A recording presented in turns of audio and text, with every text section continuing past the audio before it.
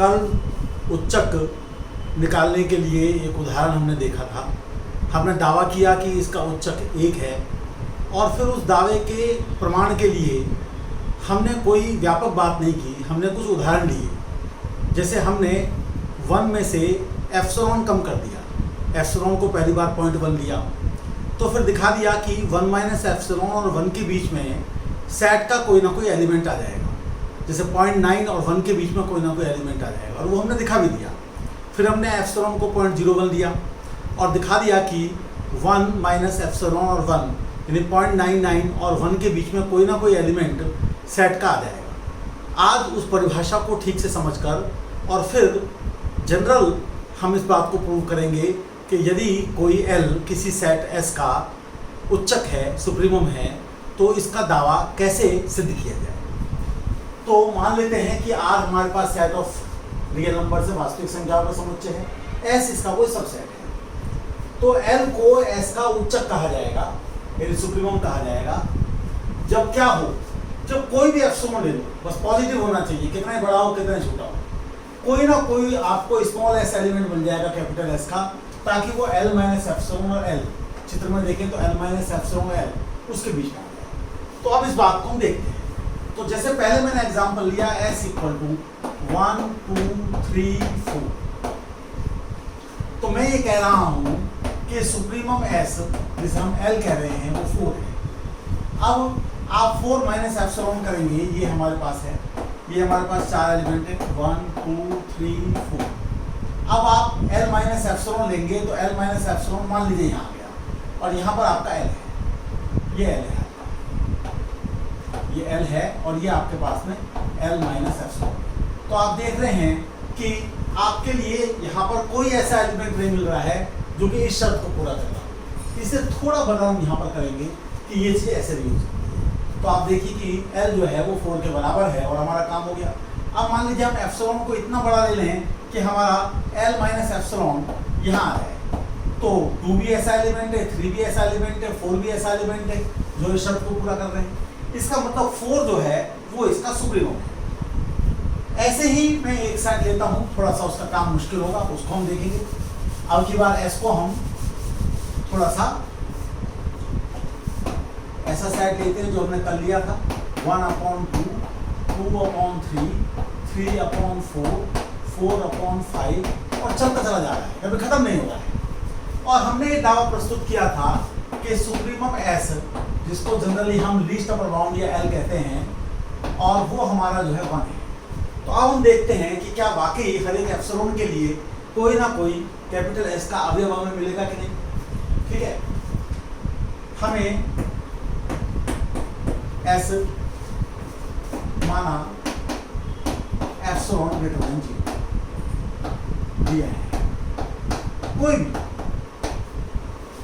हमें S belonging to S ज्ञात करना है,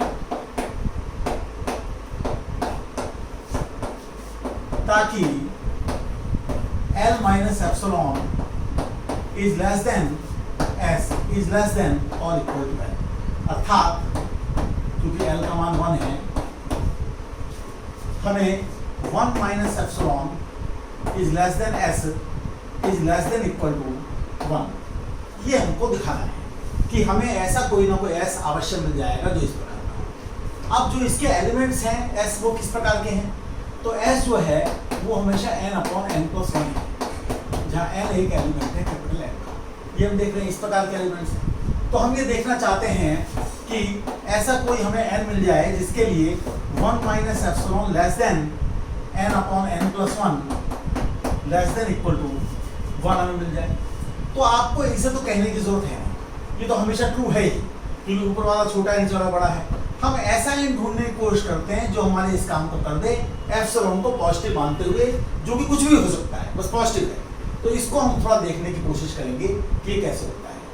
अब यहाँ पर हम जो काम करने जा रहे हैं उसको आप एक एक करके देखिए। पहले हम जो है क्या करेंगे कि यहाँ पर n की वैल्यू को एप्सिलॉन के टर्म्स में निकालेंगे।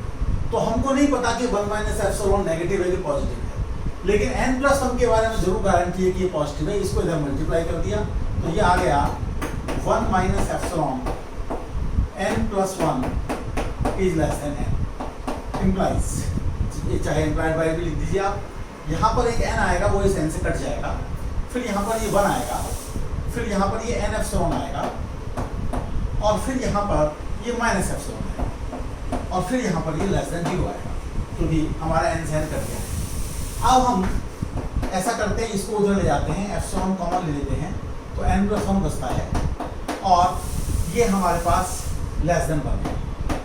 तो हमारे पास इस प्रकार की चीज़ आ जाती है।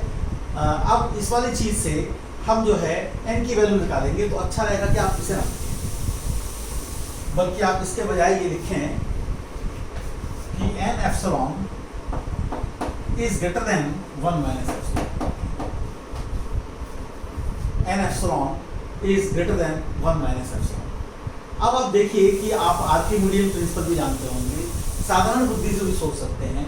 ये तो कोई फिक्स नंबर हो गया, जैसे एप्सिलॉन को 0.1 ले लिया तो 0.9 हो गया, एप्सिलॉन को 2 ले लिया तो -1 हो गया, एप्सिलॉन को मैंने 0.5 ले लिया तो 0.5 हो गया। मैं अपने n को इतना बड़ा ले सकता हूँ कि जिससे कि ये क्वांटिटी इससे बड़ी हो जाए। और या आप ये कह दीजिए कि आप और इसको प्रिसाइज करना चाहते हैं, तो n is greater than 1 minus epsilon upon epsilon. Epsilon positive ही चल जाने को। तो अब ये 1 माइनस एप्सिलॉन अपॉन एप्सिलॉन को जरूरी नहीं कि ये कोई एक नेचुरल नंबर हो सकता है कि ये 1.8 आ रहा हो। तो आप क्या करेंगे कि आप ये चाहेंगे कि n कैसा लें, 2 या 2 से बड़ा लें, यानी जो इसका ग्रेटेस्ट इंटीजर फंक्शन है उससे a पहुंच जाए, तो ये आप ले लें तो आपका काम बन जाएगा। जैसे उदाहरण के लिए मैं एप्सिलॉन को लेके देखता हूँ, जैसे एप्सिलॉन को मैंने 0.018 लिया, तो उसके कारण से मेरे पास 1 माइनस एप्सिलॉन कितना हो गया। तो जब मैं 1 में से घटाऊंगा 1.000 और 0.018 सबट्रैक्ट करूँगा तो कितना आएगा 2, 9 में से 1 8, और यहाँ पर मेरे पास में 9 है, तो ये 0.982 हो गया, 0.98। और फिर इसके बाद मुझे देखना है 1 माइनस एप्सिलॉन अपॉन एप्सिलॉन। तो 1 माइनस एप्सिलॉन अपॉन एप्सिलॉन मेरे पास आ गया 0.982 डिवाइडेड बाय 0.018। मैंने इसको डिवाइड किया तो ये हो गया 982/18। 18 से भाग किया तो कितना आ गया, 18 पंजे 90, तो 8 2 बचे, 82 बचे, 1872, और इसके बाद को डेसिमल आएगा।